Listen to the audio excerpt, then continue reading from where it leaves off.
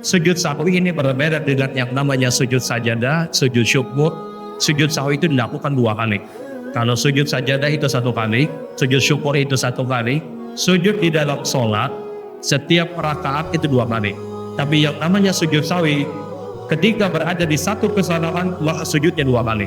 Sujud sahwi itu adalah sujud untuk menambah kesalahan di dalam sholat yang mayoritas sebabnya adalah karena lupanya orang tadi. Ulama sepakat kalau ada orang lupa berkaitan dengan rakaat, lupa berkaitan dengan rukun sholat, lupa berkaitan dengan kewajiban sholat, maka wajib sujud sahwi. Tapi kalau dia tidak tahu hukumnya, apakah dia sujud sahwi? Jumhur ulama menyebutkan tidak perlu sujud sahwi. Dibedakan orang yang lupa dengan orang yang tidak tahu hukum.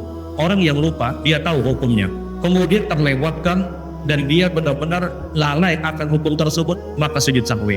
Sementara orang yang tidak tahu apakah dia sujud sahwi, jumhur ulama menyebutkan dia tidak sujud sahwi walaupun terjadi kesalahan. Karena yang namanya sujud sahwi itu berkaitan dengan lupanya seseorang, sebagaimana Nabi SAW, bukan karena tidak tahunya orang tersebut. Orang kada tahu hukum apa sujud sahwi, ya sudah, kata para ulama, ini dimaafkan. Tinggal apakah dia itu tahu hukum atau tidak. Kalau dia lupa maka dia sujud sahwi. Contoh misalnya ada orang yang tidak tahu, ada orang baru memeluk agama Islam di zaman Nabi SAW, dan semua orang tahu bahwasanya yang namanya rukun di dalam salat itu adalah membaca surat Al-Fatihah. Orang ini kemudian berkata kepada Nabi SAW, ya Rasulullah, saya tidak bisa untuk baca surat Al-Fatihah. Orang baru masuk Islam, orang baru masuk Islam. Maka itu perintah Nabi SAW, engkau harus membaca tasbih, tahmid, takbir, dan hauqalah, kata Nabi, setiap gerakan-gerakan sholat engkau. Apakah Nabi perintahkan sujud sahwi? Tidak.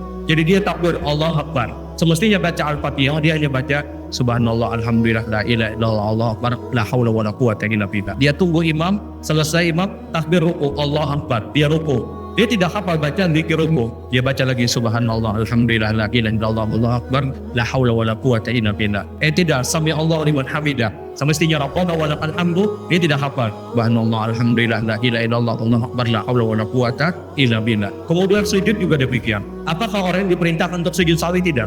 Kenapa? Dia tidak tahu hukum, dia belum paham, dia belum mengerti. Dia dapat bacaan tersebut sebagai perintah Rasul, dan ini pelajaran. Jadi orang tersebut ketika dia memeluk agama Islam, Nabi perintahkan untuk membaca 4 kalimat ini, subhanallah, alhamdulillah, la ilaha illallah, Allah Akbar, la haula wala quwwata illa billah. Mohon maaf, 5 kalimat. 5 kalimat ini yang terus dia baca. Tapi apakah Nabi perintahkan sujud sahwi? Tidak. Padahal ini kesalahan, karena sujud sahwi itu berlaku bagi orang yang lupa, bukan orang yang tidak tahu.